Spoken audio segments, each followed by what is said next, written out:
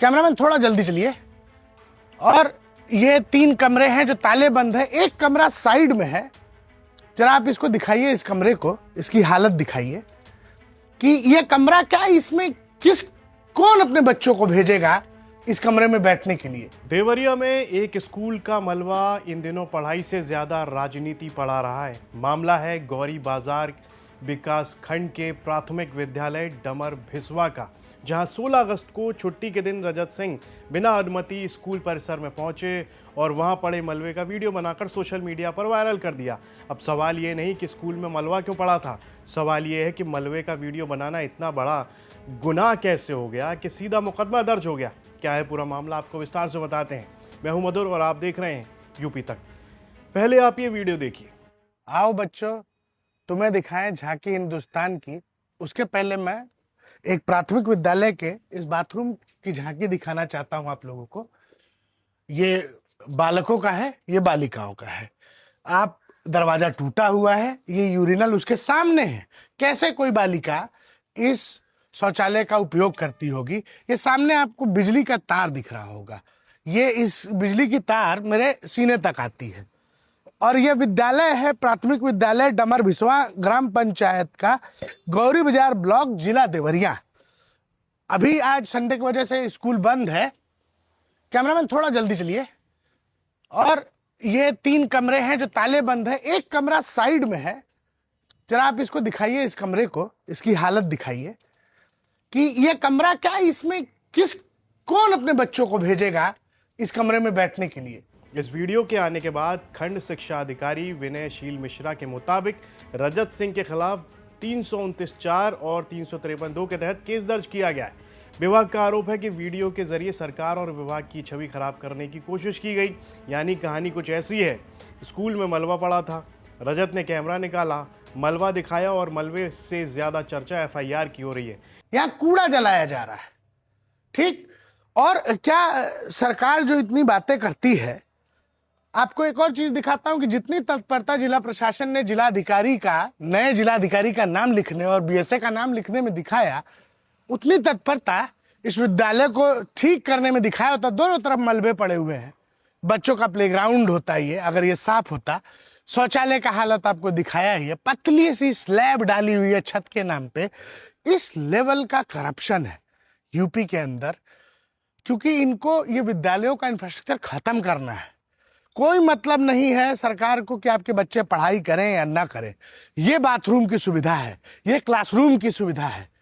इस तरह विद्यालय चल रहे हैं। 7,500 करोड़ कुंभ के नाम पे खर्च करने वाली सरकार अगर थोड़ा बजट, थोड़ा ध्यान इधर भी दें, विधायक सांसद, तो कम से कम बच्चों के पढ़ने की जगह तो बेहतर हो जाती। रजत सिंह इसे लेकर पीछे हटने के मूड में नहीं है। वो जस्टिस मोर्चा के तहत जैन जी कनेक्ट यात्रा निकाल रहे हैं। उनका दावा है कि ये यात्रा 20 अगस्त को चौरी चौरा से शुरू हुई और कुशीनगर, देवरिया, बलिया, आजमगढ़, मऊ, बनारस, चंदौली, प्रतापगढ़ और प्रयागराज होते हुए 2 अक्टूबर तक लखनऊ पहुंचेगी। रजत का कहना है कि इस यात्रा में स्कूल, सड़क, अस्पताल और आम लोगों की बुनियादी सुविधाओं की ज़मीनी हकीकत दिखाई जा रही है, ताकि सरकार तक असली तस्वीर पहुंचे। मैं हाथ जोड़कर माफी मांगना चाहता हूं देवरिया के DM से, BSA साहब से और लोगों से कि हमने 3 विद्यालयों की हकीकत दिखाई और आपको BSA साहब को नोटिस जारी करना पड़ा। ये नोटिस कि कोई भी यूट्यूबर, व्यक्ति, नागरिक विद्यालय की सच्चाई नहीं दिखाएगा। तो साहब, हम आपसे इसी बात का माफी मांग रहे हैं कि आपको तकलीफ हुई, ये चिट्ठी आपको निकालना पड़ा। अभी तक तो मैं अकेले आया था, अब मैं 30-35 की टीम लेके आ रहा हूं। 2 दिन में हम फिर देवरिया आएंगे और इस बार सभी स्कूलों की, विद्यालयों की हालत दिखाएंगे। तो आप तैयार हो जाइए BSA साहब और अपना पूरा जोर लगा लीजिए, ठीक। ये 30-35 की टीम लेके, ये यात्रा लेके हम देवरिया से गुजरेंगे और देवरिया के हर विद्यालय की बदहाली दिखाएंगे। तो लग जाइए काम पे और ठीक कराइए स्कूल, बच्चियों का टॉयलेट साफ कराइए, छतों की मरम्मत कराइए, पंखे लगवाइए, बेंचेस लगवाइए, ऐसा बनाइए कि आपके बच्चे भी वहां पढ़ पाए, ठीक। और ये जो फरमान आप जारी कर रहे हैं ना, ये धर्मेंद्र प्रधान जी से पूछ लीजिए, इस्तीफा देना पड़ा आप भी जिसके इशारे पे ये कर रहे हैं ना, उनको भी इस्तीफा देना पड़ेगा। और रजत का सबसे चुभने वाला सवाल भी यही है, भाई वीडियो में हमने आखिर किया क्या था? न धार्मिक उन्माद फैलाया, न दो समुदायों को लड़ाया, न मलबे ने सरकार से झगड़ा किया, फिर इतना बवाल क्यों? बात में तंज जरूर है, लेकिन सवाल सीधा है। रजत की तारीफ इस बात पर करनी पड़ेगी कि कम से कम उन्होंने कैमरा उठाकर सवाल पूछने की कोशिश तो की। हाँ, स्कूल में बिना अनुमति घुसना सही है या नहीं, इस पर कानून अपना काम करेगा, लेकिन लोकतंत्र में सवाल पूछने वाले कैमरे को देखकर अगर व्यवस्था का पहला रिएक्शन वीडियो हटाओ नहीं बल्कि एफआईआर लगाओ हो जाए, तो फिर चर्चा मलबे की नहीं, मलबे के ऊपर खड़ी व्यवस्था की होनी चाहिए, क्योंकि स्कूल का मलबा हट जाएगा। लेकिन अगर सवालों पर ही मुकदमे होने लगे तो फिर जनता पूछेगी स्कूल में पढ़ाई हो रही है या सिर्फ सरकारी फाइलों में विकास की क्लास चल रही है। सवाल गंभीर है। ये खबर देवरिया से रिपोर्ट की है राम प्रताप सिंह ने और इसे लिखा है मैंने यानी मधुर ने। इस पर आपकी क्या राय है? कमेंट बॉक्स में लिखकर जरूर बताइएगा। यूपी से जुड़ी तमाम खबरें देखने के लिए आप देखते रहिए यूपी तक।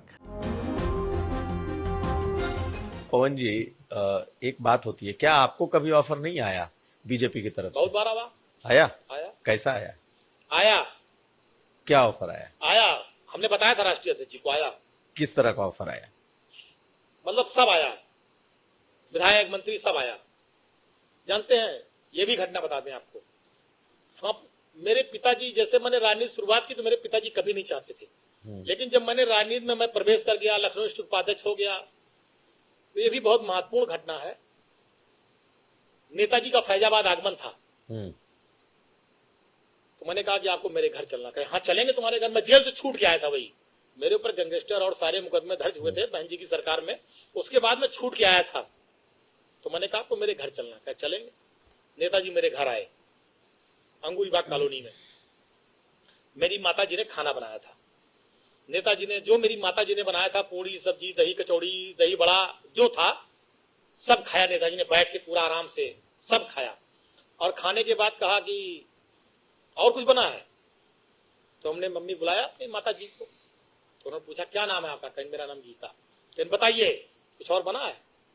कहने जो बना था सब खिला दिया। फिर उन्होंने मेरी माता जी ने कहा नेताजी से, ये पढ़ते लिखते नहीं है, क्या होगा इनका? नेताजी ने कहा पवन के कारण आज मुलायम सिंह यादव इस दरवाजे पर आए हैं, और देखना वो एक दिन वो भी आएगा। आज मेरे आने पे डीएम कप्तान बाहर खड़े हैं, एक दिन पवन भी आगे जाएगा, डीएम कप्तान भी बाहर खड़े होंगे, पवन बड़ा आदमी नेता बनेगा। और मुझे नेताजी ने बनाया, उस स्थान पे पहुंचाया। ऐसे थे धरती पुत्र मुलायम सिंह यादव जी। तो उसी दिन से मेरी माता पिता मेरे पूरा परिवार का एक लगाव है नेताजी के परिवार से। जब ये सब बातें आई कुछ लोगों ने कि भाजपा वाजपा ये सब, तो मेरे पिताजी ने तुरंत मुझको फोन किया, कहा जीवन में भूल न करना, जीवन में गलती न करना। ये चीजें मेरे पिताजी ने बहुत सख्ती से मुझसे बात कही थी। मैं बहुत ईमानदारी से आपसे कह रहा हूं।